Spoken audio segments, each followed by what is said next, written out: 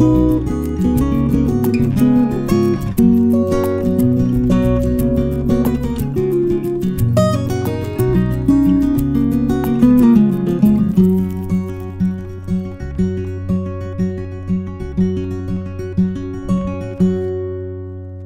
sommes sur la résidence Le Jardin sur le Toit à La Réole. À l'origine de ce projet, on a deux composantes importantes. La première, c'est un groupe d'habitants qui s'était monté en association, les Baba Yaga de La Réole, et qui avait pour objectif de vieillir ensemble et de vivre dans un habitat participatif. Le deuxième point, c'est la volonté politique de la commune qui a soutenu cette association et l'a accompagnée pour faire projet.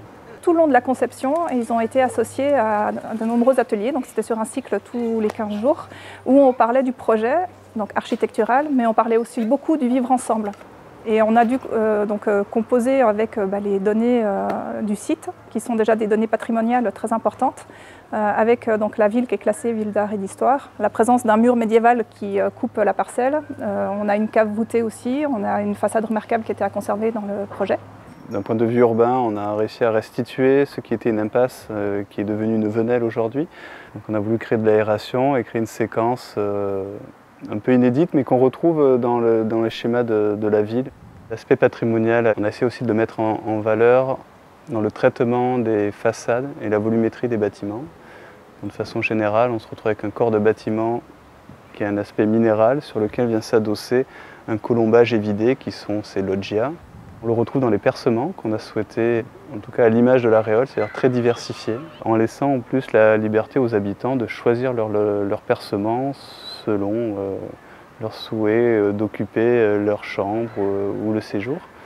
Donc on se retrouve avec une façade qui parle en fait de l'histoire de ce groupe d'habitants et de ce projet d'habitat participatif.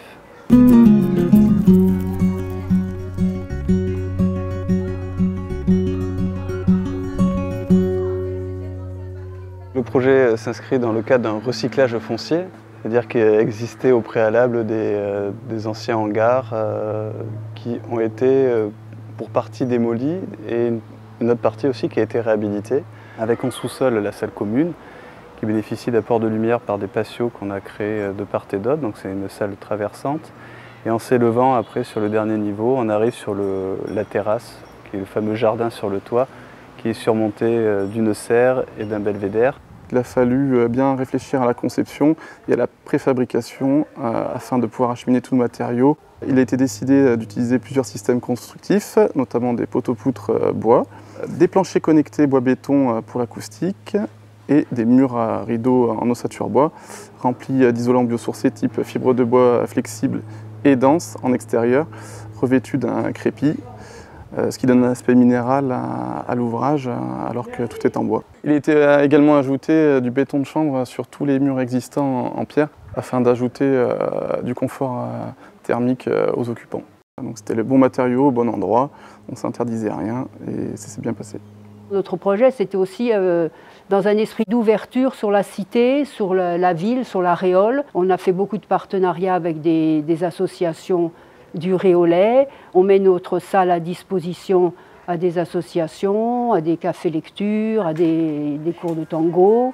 On fait aussi des soirées sur le jardin sur le toit. Voilà, de tout ce côté-là, vraiment, on arrive, il y a vraiment une vie qui s'est construite et qui marche.